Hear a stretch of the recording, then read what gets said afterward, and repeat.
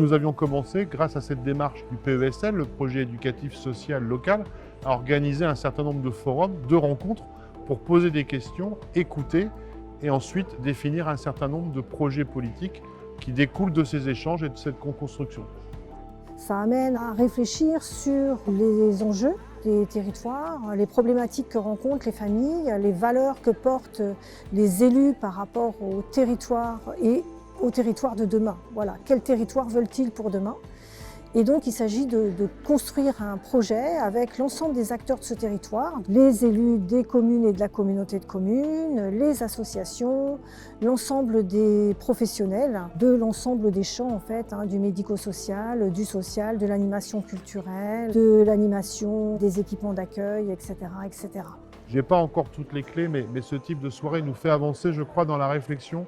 et dans la capacité à associer un maximum d'acteurs pour porter, faire comprendre des décisions et puis surtout partager les projets de demain dans un contexte qui est difficile. Je l'ai dit tout à l'heure dans mes propos introductifs, il y a une crise grave qui est en train de toucher le pays, il y a la question énergétique, il y a la question environnementale, les budgets de nos collectivités de fonctionnement sont fortement impactés avec la hausse de l'électricité et donc je pense qu'il va nous falloir être plus inventifs,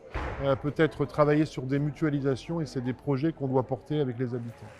Mettre en lien ce PESL, la partie évaluation, la partie participation citoyenne et vraiment les synergies qu'on a entre les équipes des différentes directions. Moi j'insiste pas mal sur l'évaluation puisque je crois que c'est vraiment l'enjeu des mois, des années qui viennent, de partir du diagnostic, de l'évaluation, du besoin et de voir à quel moment est-ce que les moyens qui sont mis en place répondent vraiment à un besoin citoyen. Et pour ça l'évaluation elle sert aussi à dire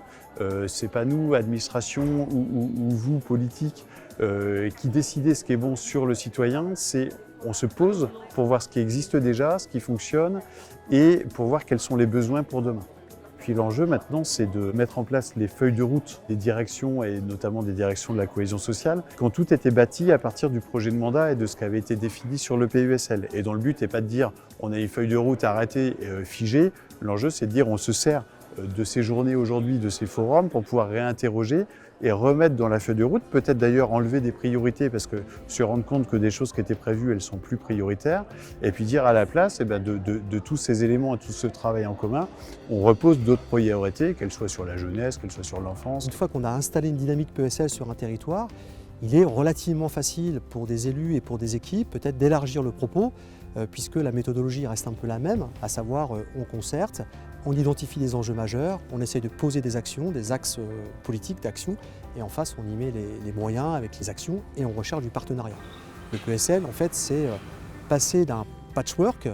à un pulse. Puisque, comment dire, le patchwork, c'est ce qu'on va retrouver dans beaucoup de départements, c'est chacun fait des choses, certes intéressantes, mais de manière dispersée. Quand le pulse, bien, c'est comment on va essayer de retrouver une certaine cohérence, une certaine logique d'action collective pour à la fin donner un résultat qui soit beaucoup plus opérationnel que ce qu'on a pu connaître par le passé.